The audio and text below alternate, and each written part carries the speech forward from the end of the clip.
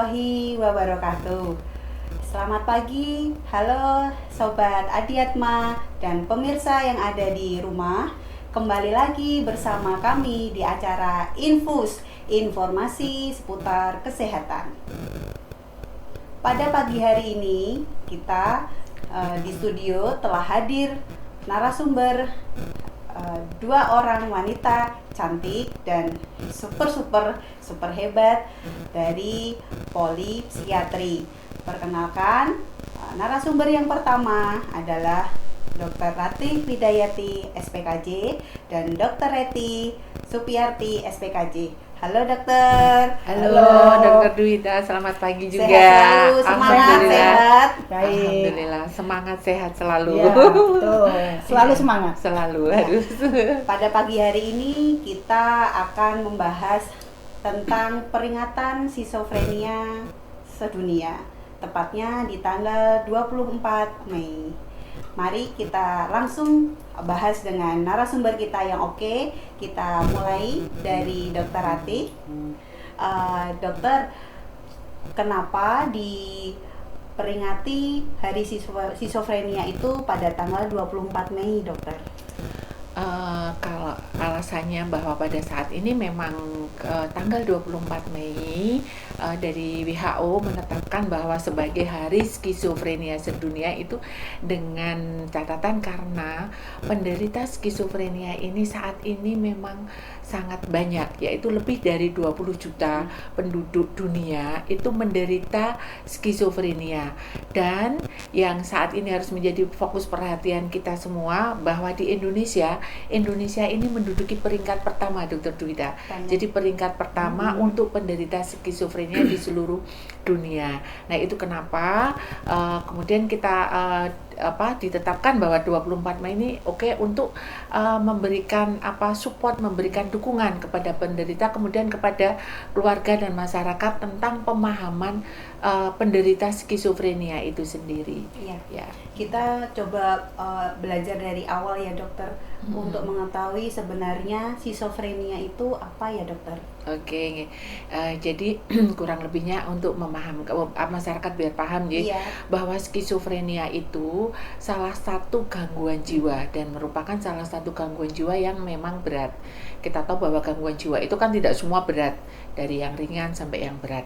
Nah, gangguan skizofrenia ini karena gangguan berat maka ditandai dengan adanya penyimpangan atau distorsi dari daya nilai realitasnya sudah terganggu. Ditandai dengan apa? Adanya gejala positif dan gejala negatif. Gejala positif itu ditandai dengan waham, halusinasi, kemudian pikiran, perasaan, pembicaraan, perilaku, emosinya ini tadi kan dikatakan mengalami distorsi, berarti sudah menyimpang. Orang sekitar sudah mengenal, sudah sangat beda, sudah aneh gitu. Kemudian ditambah lagi dengan gejala-gejala yang lain, sehingga nanti dokter yang akan menentukan apakah ini skizofrenia ataukah tidak. Nah, itu nanti kemudian selanjutnya akan menjalani tahapan yang namanya kita harus memberikan tata laksana. Iya, betul. Jadi memang lebih contohnya nih gitu ya gitu. Jadi memang skizofren itu ada gangguan pikiran, perasaan dan perilaku. Jadi 3P. Nah, pikiran itu misalnya pikiran, perasaan, perilaku. Ini ada gangguan yang mempengaruhi realita itu tadi gitu kan. Jadi pikiran itu gimana contohnya gitu kan. Pikiran itu pikirannya tuh penuh kayak ada yang bicara-bicara di kepala. Tadi katanya dokter Ratih kan gangguan positif gitu ya. Terus gangguan perasaan. Perasaan saya gitu kan bingung, sedih, cemas gitu kan. Terus perilaku mondar-mandir gitu, gelisah. Jadi karena kondisi inilah yang menyebabkan kok aktivitas sehari-harinya jadi berubah, jadi berbeda karena 3P ini. Nah, seperti itu. Ya. Contohnya seperti itu. Coba sobat Adiatma cek 3P tadi ya. Ada salah satu apa enggak ini? Oke. Ya. Selama ini Dokter Ratih atau Dokter Reti dalam pelayanan di Poli ya dokter ya, di rawat jalan untuk pasien-pasien jiwa umumnya atau pada khususnya pasien skizofren, bagaimana dokter jumlah kunjungan pasien di Poli? Oh ya, di Poli rawat jalan itu kan alhamdulillah sekarang Polri Rawat Jalan kita berdua menangani, saya dengan Dr. Reti. Jumlah kunjungan penderita skizofrenia itu setiap harinya terjadi peningkatan. Dan total dari kita data itu ternyata jumlah kunjungan dalam setiap bulannya, ini dari mulai kita Polri ada, yaitu dari tahun 2015 sampai sekarang, itu selalu peningkatan dan lebih dari 50% itu dengan diagnosis skizofrenia. Ini yang akhirnya pada hari ini tanggal 24 Mei saya dengan Dr. Reti sepakat untuk memberikan pemahaman pengetahuan melalui infus ini gitu. Ya, kita kan memberikan Edukasi, dukungan, kita ya. memberikan dukungan kepada para penderita skizofren supaya mereka juga bisa berfungsi peran dan memberikan edukasi kepada masyarakat dan keluarganya supaya mereka juga bisa mensupport para penderita skizofren ini. Dokter Reti, Ya, dengan angka yang kayaknya nggak makin turun ya, kayak makin naik. Sebenarnya ya. apa sih dokter yang memicu gitu atau yang menyebabkan seseorang itu bisa menjadi penderita skizofrenia? Oke, baik. Penderita skizofren itu kan penyebabnya banyak faktor ya gitu. Jadi kita bisa mengkategorikan dalam kondisi biopsikososial. Nah, bio itu biologinya gitu. Bisa karena faktor genetis ya, bisa juga karena gangguan pada fungsi neurotransmitter atau fungsi di otak yang mengalami ketidakseimbangan. Kemudian secara psikis ya, bisa karena diatasi stres, karena kerentanan ya, karena mungkin pengaruh lingkungan atau psikososial itu tadi, bisa karena masalah kesulitan ekonomi, masalah pekerjaan, kemudian konflik atau stress life event. Nah, seperti itu. Jadi penyebabnya biopsikososial, jadi biologis, psikis dan jadi sosial. mungkin saya tambahi. Boleh. Jadi betul dari kondisi biologi tadi kan dilihat ya, ada nggak genetiknya, kemudian ada nggak perubahan dari neurotransmitter di otak, Struktur di otak. terutama ini dopamin yang berlebihan. Kemudian memang ada di daerah tertentu dari otak, yaitu temporolateral kiri, itu tempat di situ memang terjadinya adanya kerusakan atau atrofi, sehingga terganggunya daripada si dopamin tadi berlebihan di possinap. Itu dari sisi neurotransmitter. Kemudian dari sisi tadi Dr. Reti mengatakan psikologisnya mulai dari kita lihat karakter orang ini bagaimana sih dalam setiap menyelesaikan permasalahan, coping mekanismenya, kemudian pertahanan mentalnya yang seperti apa, kemudian pola asuhnya yang diberikan orang tuanya seperti apa.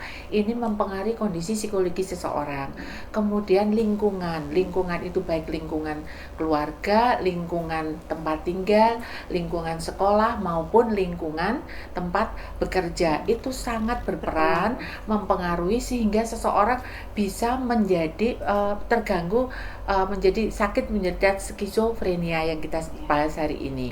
Nah, ini yang harus menjadi perhatian semua masyarakat, untuk terutama nanti dalam hal kita memberikan pengobatan. Dokter Juwita ya, Dokter Reti, ini akan membutuhkan proses yang tidak sebentar gitu.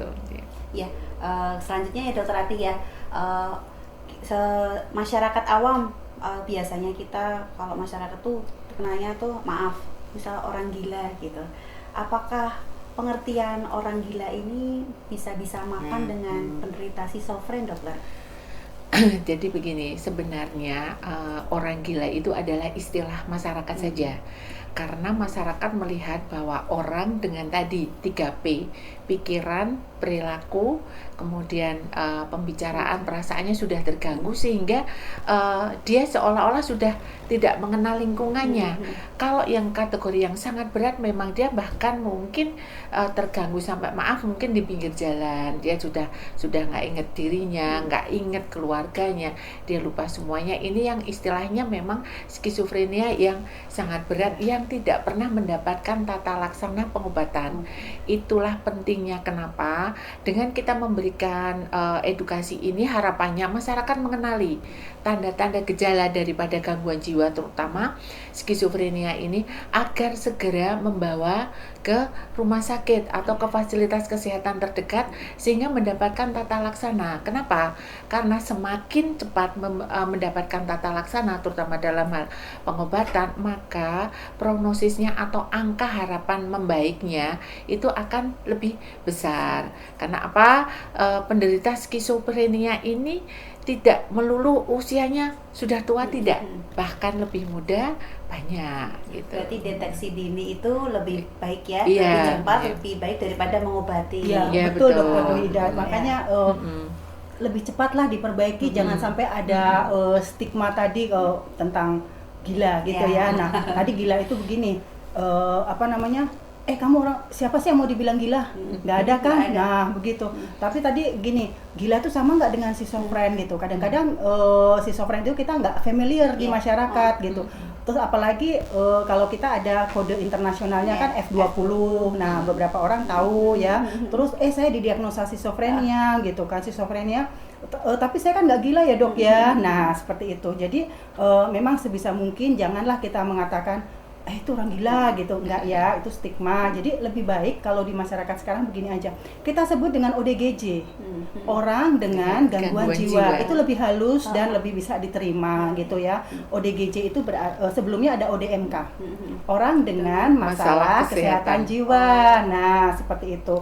Tapi kalau sudah manifest ke tadi definisi jiwa, masuknya ke ODGJ. Sekarang gini, para ODGJ kan kita lebih enak membicarakannya di forum, membicarakannya dalam konteks pembelajaran di masyarakat. Nah, seperti itu. Jadi kita bisa menyebutnya ODMK, atau ODGJ jika sudah manifest. Nah, seperti itu. Ya, Dokter Eti, menyambung tadi yang penyebab terbanyak apa mungkin ya dokter, faktor genetik, faktor diturunkan dari schizofrenia itu betul. Apakah faktor genetik itu menurun dari orang tuanya, terus kemudian biasanya tuh gender laki-laki atau perempuan sih yang paling banyak dokter pasien-pasien biasanya di poli gitu?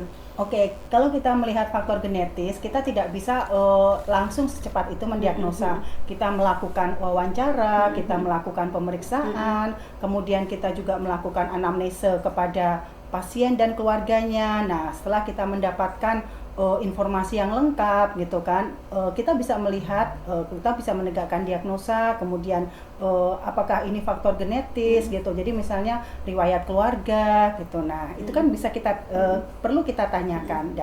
Faktor genetis dari mana? Memang faktor genetis kurang lebih 10% misalnya ya seperti itu. Tapi kan kita juga melihat faktor penyebab yang lain. Nah, yang genetis juga bisa seperti yang disampaikan oleh Dokter Ratih, ada gangguan neurotransmitter otak, ada gangguan struktur otak. Nah, yang seperti itu. Kemudian apakah secara genetis menurun? Nah, perlu pemeriksaan, perlu pengamatan. Nah, kemudian kalau yang gender laki-laki gitu ya, memang yang terbanyak laki-laki. Nah, sepakat. Usia berapa? Antara 18-25 itu banyak ya. Nah, seperti itu. Sampai usia 40 juga ya kayaknya gitu. Nah, seperti itu gitu. Laki-laki memang lebih banyak. Kenapa gitu? Karena stresor kita tahu lebih banyak pada laki-laki. Nah, seperti itu. Dan dia terikat dengan kromosom X. Nah, itu kenapa maka dominan. Tapi perempuan kok sering nggak muncul. Bisa jadi perempuan ini karier, pembawa. Betul. Itu. Ya, oke. Selanjutnya dok, apakah pertanyaan yang bisa nggak sih diobati pasien schizophrenia itu? Oke. Jadi bahwa tadi sudah saya sampaikan ya, deteksi dini itu penting. Jadi deteksi dini itu pemahaman dari keluarga, orang terdekat sekitar. Jika memahami ada dari keluarga atau orang terdekat ada tanda-tanda gejala mengarah kepada gangguan jiwa, maka segera bawalah ke layanan kesehatan.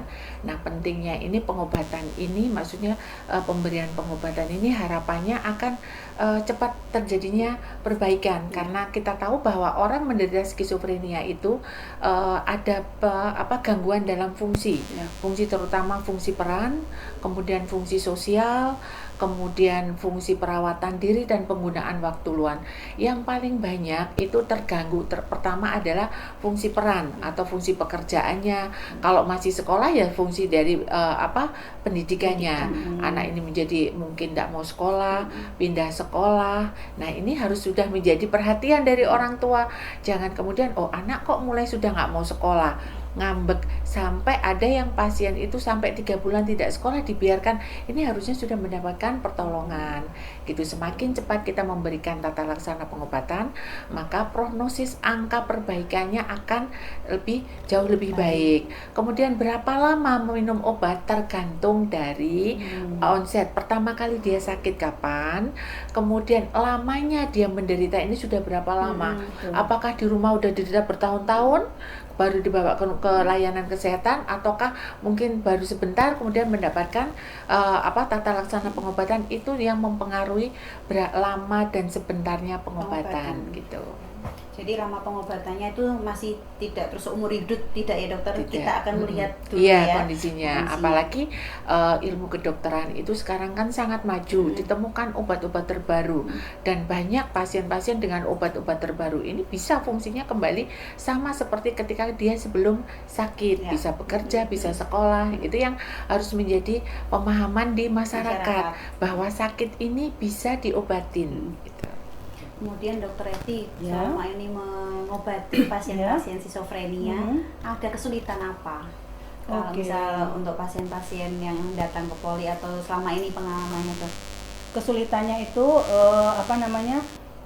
jika pasien itu tidak minum obat secara teratur gitu, kemudian dia datang ke layanan tidak atas keinginannya sendiri, tidak merasa sakit, aku kan sehat, aku kan nggak kayak itu gitu kan. Nah seperti itu, jadi kan tilikannya atau pemahamannya tentang dirinya, kemudian kesulitan minum obat di rumah, tidak teratur, kemudian tidak ada dukungan dari keluarga, kan mereka juga lupa obat misalnya, seperti itu. Jadi kesulitan-kesulitan itu kalau pasiennya tidak kooperatif atau mungkin keluarganya juga tidak support ya, apalagi kesulitan yang lain dari kita itu komplain obat.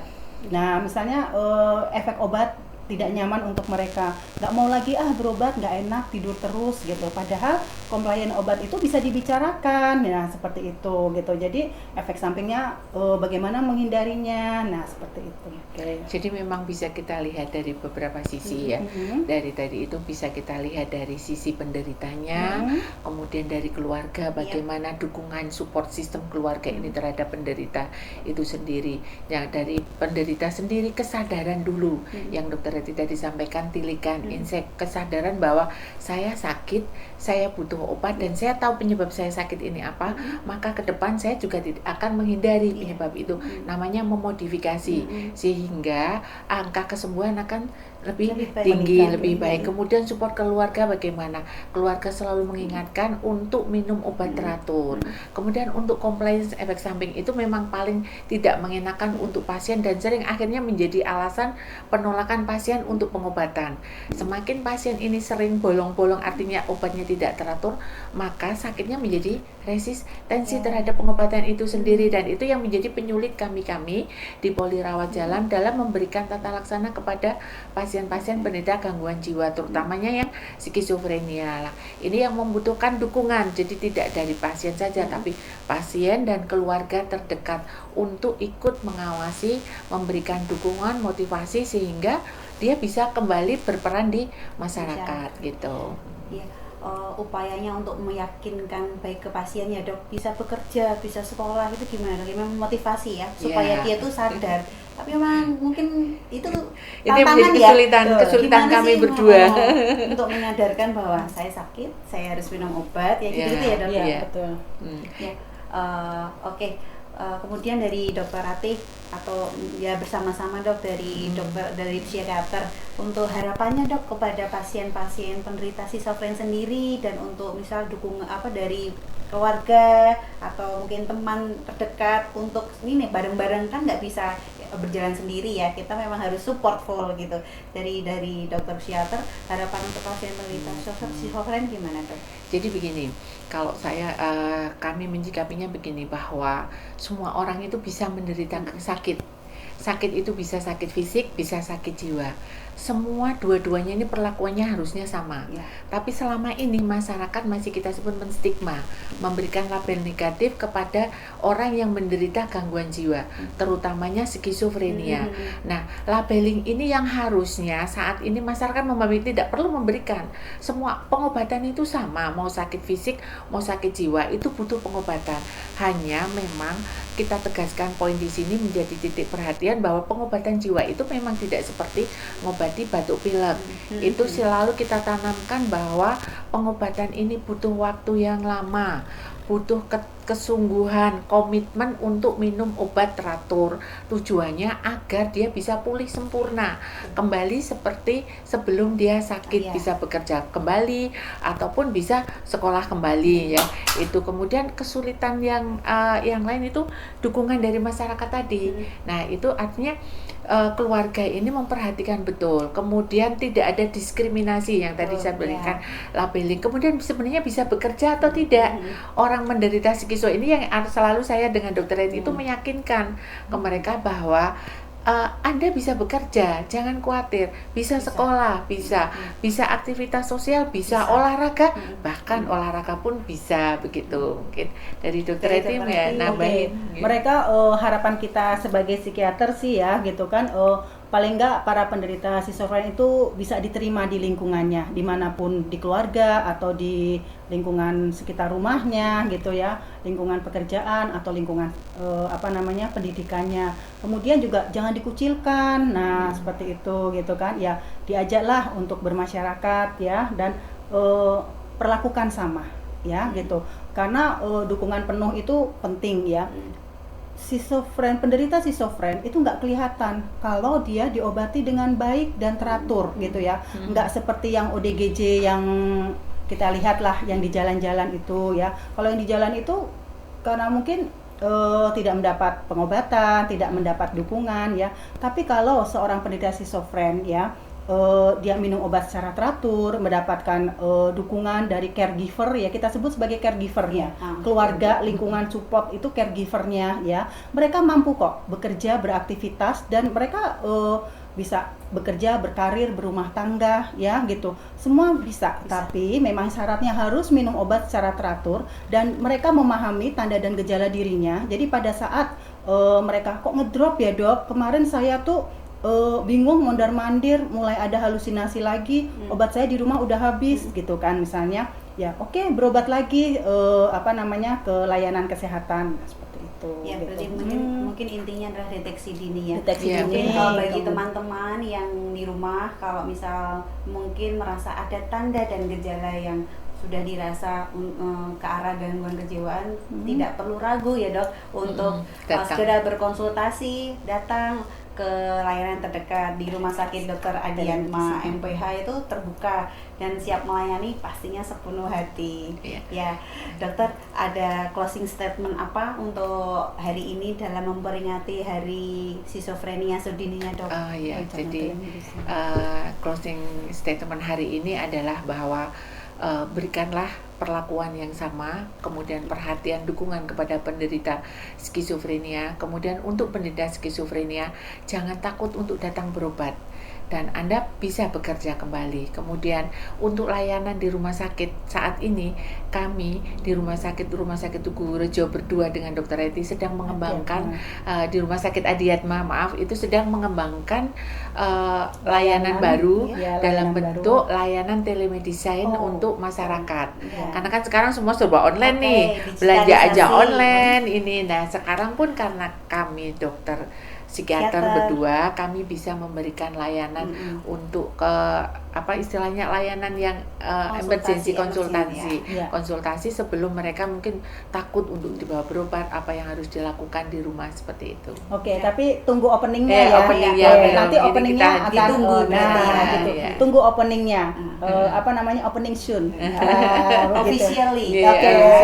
Seperti itu kan, untuk memudahkan masyarakat mengakses pelayanan kesehatan. Jadi tidak yang aku nggak mau kunjungan tatap muka. Jadi apa harus kunjungan tatap muka gitu. Saya insecure gitu kan. Saya seperti itu. Boleh kok kedepannya layanan telemedicine yang sebentar lagi launching ya. Insya Allah doakan ya. Oke. Dan layanan ini layanan kita dalam bentuk telemedicine ini tidak dalam bentuk chat loh, tapi dalam bentuk tatap muka. Jadi seperti video call itu, sehingga kami dokter bisa melihat seperti apa sih kondisi yang sakit ini, seperti apa yang harus kami berikan kepada mereka, apa yang harus mereka lakukan. Itu jadi ini akan memudahkan sekali. Harapannya nanti kedepannya juga bisa diberikan tata laksana pengobatan juga gitu. Ditunggu ya teman-teman, officially soon. Nah, ya dari Dokter Eti ada tambahan dok? Baiklah ya. Sebelum kita menutup acara pada pagi hari ini. Baik, ODGJ ya, bukan masalah. ODGJ bukan stigma. Nah, mari kita berantas gejala-gejalanya di masyarakat. Mari kita bekerja sama mencari tahu informasi dari medsos, dari para ahli ya, kemudian bisa berkonsultasi gitu untuk meminimalkan kondisi ini. Jadi ODGJ bukan stigma, schizofren bukan stigma, schizofren bisa diperbaiki. Baik. Ya, terima kasih Dokter sama-sama, Rati, Dokter Rita. Lagi-lagi jangan bosan ya, kasih info lagi ya. Jadi demikianlah informasi pada acara Infus pada pagi hari ini dalam memperingati Hari Schizofren Sedunia. Semoga bermanfaat ya teman-teman sahabat Adiatma dimanapun Anda berada. Kita tutup dokter pakai salam. Salam sehat jiwa. Salam sehat jiwa. Tetap semangat, tetap bahagia. Mari kita ulangi lagi. Salam sehat jiwa, tetap semangat, tetap bahagia. Yeay.